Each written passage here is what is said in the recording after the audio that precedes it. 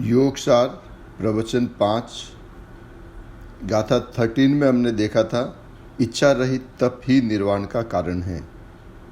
हे आत्मा, यदि तू इच्छा रहित होकर तप करे और आत्मा का अनुभव करे तो तू शीघ्र ही परम गति को पाए, फिर निश्चय से कभी संसार में नहीं आवे। योगींद्र देव मुनि ने आत्मा के अंतर्योग अर्थात व्यापार, उसका सार का यह वर्णन किया है। आत्म व्यापार से कल्याण और मुक्ति होती है।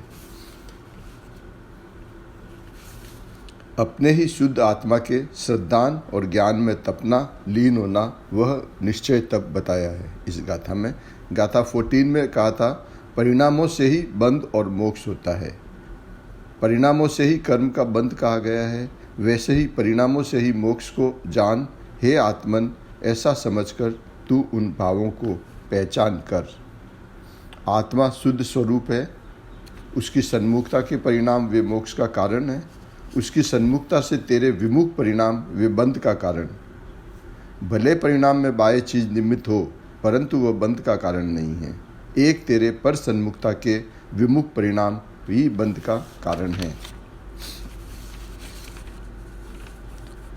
इसी गाथा को अभी समराइज करते हुए आगे कहते हैं, वो अपने स्वभाव को भूलकर पुण्य पाप के भाव और पर में सुख है, ऐसी मान्यता के परिणाम उसे संसार के बंध का कारण है।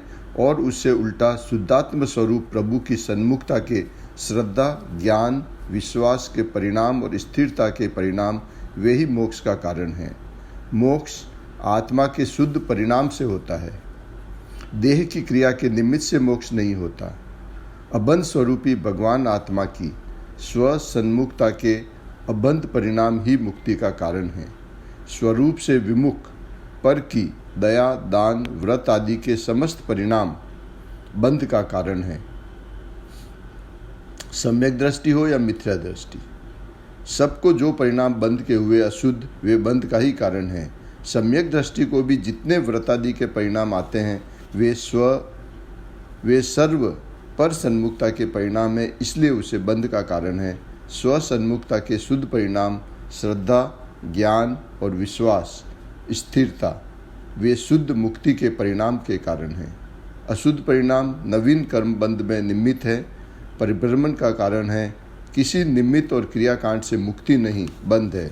इस प्रकार दोनों भावों को पहचान कर पर सन्मुखता के परिणाम का ज्ञान कर और स्व सन्मुख के परिणाम का भी ज्ञान कर। ज्ञान तो दोनों का करना है कि यह जितने परिणाम शुद्ध स्वभाव की सन्मुखता के, इच्छा रहित के, शुद्धोपयोग के, शुद्ध सम्यक दर्शन के, ज्ञान के, शांति के हैं, वे ही परिणाम अकेले मुक्ति का अथवा संवर निर्जरा रूप है और मुक्ति का कारण है। जितने पर सन्मुख के परिणाम होते हैं, वे वास्तव में बंध रूप है, आत्मा को हितकर नहीं है, ऐसा ज्ञान कर। सम्यक्ति को भी जितने परिणाम हिंसा के, विषय के, काम क्रोध के परिणाम आते हैं, दया, दान, भक्ति भी आती है, उसे तू बंध का कारण जान। चैतन्य ज्योत ज्ञान की एक समय की दशा, 3 काल 3 लोक को जानने वाला तत्व, वह साधक स्वभाव और बाधक के परिणाम को भली भांति जान सकती है। यह तो जिसे जन्म मरण से रहित होना हो उसके लिए बात है। भगवान आत्मा चिदानंद की मूर्ति प्रभु है, उसके सन्मुख के परिणाम ही तुझे एक हितकर और कल्याण का कारण है। उसके अतिरिक्त कोई हितकर कल्याण का कारण नहीं। यह मुनिव्रत, श्रावक के व्रत का राग, तप, भक्ति, पठन पाठन, मंत्र जापने का राग, यह राग बंध का कारण है। मोक्ष के कारणभूत भाव एक वीतराग भाव है, शुद्धोपयोग है। निश्चय रत्नत्रय एक ही मोक्ष का कारण है।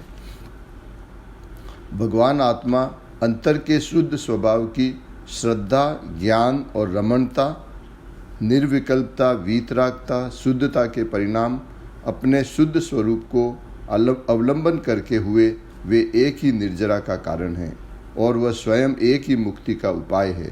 यह रत्नत्रय एक देश हो तो भी बंध का कारण नहीं है। रत्नत्रय से बंध भी होता है और मुक्ति भी होती है, उसे अनेकांत करना है। आत्मा के स्वभाव का भान और जितना विरोध भाव उत्पन्न होता है, उसे स्वयं भली भांति जाने। बंध का कारण तू है, आदर नहीं दे। आत्मा के पुण्य पाप के भाव विद्रोही हैं। एक देश भी आत्मा के शुद्धता के रत्नत्रय का अंश प्रकटे निर्मल आत्मा के आश्रय से, तो वह बंध या बंध का कारण नहीं है। अभी गाथा 15 वहाँ पे बता रहे हैं, पुण्य कर्म मोक्ष सुख नहीं दे सकता। गाथा में कहते हैं, यदि तू आत्मा को नहीं जानेगा, सर्व पुण्य कर्म को ही करता रहेगा, तो भी तू सिद्ध के सुख को नहीं पावेगा, पुनः पुनः संसार में ही भ्रमण करेगा।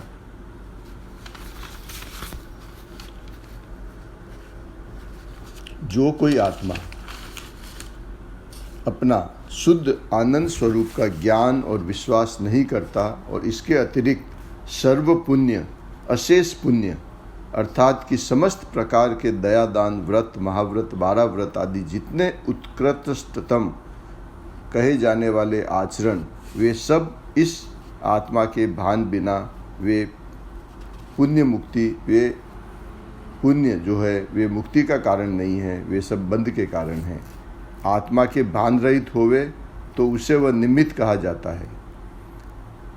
आत्मा के भान सहित होवे तो उसे निमित्त कहा जाता है। निमित्त अर्थात वे कारण नहीं है। भगवान आत्मा ज्ञाता दृष्टा एक राग की क्रिया का कर्ता नहीं, ऐसा जिसे चैतन्य का अंतर्ज्ञान, विश्वास, स्थिरता नहीं है, वह अशेष पुण्य कर्म करे तो भी वह मुक्ति के सुख को प्राप्त नहीं करता, अर्थात उसे संवर निर्जरा नहीं होती। शुद्ध उपादान अपनी शुद्ध स्वभाव की पूर्णानंद की श्रद्धा, ज्ञान और स्थिरता के स्वभाव शुद्ध उपादान से जो प्रकट किया हो, तो इन व्रत आदि के परिणाम वो मुक्ति का कारण है, ऐसा निमित्त रूप से कहा जाता है तो वे बंध का कारण। उपवास, खान पान की सीमा, रात्रि भोजन का त्याग, ब्रह्मचर्य पालन, चौवियाग आदि ये सब क्रियाएं अशेष पुण्य रूप है। इनमें जरा भी धर्म नहीं है। उनमें 4 गति में भ्रमण करेगा परंतु सुख नहीं मिलेगा, आत्मा के आनंद की प्राप्ति नहीं होगी। आत्मा के शुद्ध स्वरूप के सम्यक दर्शन, ज्ञान, चारित्र के प्रकट पने के बिना जो कुछ तेरे दया, दान, व्रत, भक्ति, पूजा, अंत में अंत जो शुभ क्रिया यानी अशेष क्रिया वह करे तो भी आत्मा को संवर निर्जरा का कारण नहीं है, बंध का ही कारण है। चाहे काल चौथा हो या पंचम काल, काल भेद से अंतर नहीं है। ऐसा जीव बहिरात्मा मिथ्या दृष्टि है। वह द्रव्यलिंगी साधु का चारित्र पालता है, शास्त्रोक्त व्रत समिति गुप्ती पालता है, तप करता है, आत्मज्ञान रहित तप से वह महान पुण्य बांधकर 90वें ग्रैवयिक में जाकर अहमिंद्र हो जाता है। आत्मज्ञान बिना वहाँ से चय कर संसार भ्रमण में ही रुलता है। शुद्धोपयोगी वास्तव में मोक्ष का कारण है। इसके अतिरिक्त मन, वचन, काया की प्रवृत्ति को अपना धर्म समझकर बंध का करने वाला अधर्म समझता है। व्यवहार में शुभ क्रिया को धर्म कहते हैं, परंतु निश्चय से जो बंध करता है वह धर्म नहीं हो सकता। सम्यक दृष्टि का लाभ होता है जब आत्मा को आत्मा का भान और सम्यक दर्शन होता है। वह सर्व शुभ प्रवृत्तियों से अशुभ प्रवृत्तियों की तरफ उदास होता है। वह सर्व शुभ प्रवृत्तियों से भी उदास रहता है और अशुभ प्रवृत्तियों से भी उसी तरह से उदास रहता है। वह न तो मुनि के व्रत पालना चाहता है न श्रावक के, परंतु आत्मबल की कमी से जब अपने उपयोग अपने आत्मा में अधिक काल स्थिर नहीं रह सकता, तब अशुभ से बचने के लिए वो शुभ कार्य करता है। शुभ कार्य आते हैं। यहाँ कहते हैं कि अशेष पुण्य के जितने भाव हो उतने किए जाए, तथापि उससे भिन्न भगवान आत्मा का भान न करे तो उसका परिभ्रमण नहीं मिटता। 4 गति में भटकना होता है, परंतु उसका अवतार कभी नहीं घटता। अभी अगले प्रवचन नंबर 6 में गाथा 16 और 17 बताएंगे। गाथा 16 में कहते हैं कि आत्मदर्शन ही मोक्ष का कारण है। इसमें गाता है, हे योगी, एक आत्मा का दर्शन ही मोक्ष का मार्ग है, अन्य कुछ भी मोक्ष मार्ग नहीं है। ऐसा जान निश्चय नय से तू ऐसा ही समझ। ये गाथा 16 है। और गाथा 17 में और आगे बोलेंगे कि मार्गना और गुण स्थान वो भी आत्मा नहीं है। केवल व्यवहार नय की दृष्टि से ही जीव को मार्गना और गुण स्थान कहा है। निश्चय से अपने आत्मा को आत्म रूप ही समझ, जिससे तू सिद्ध परमेष्टि के पद को पा सके। ये अगली बार बताएंगे।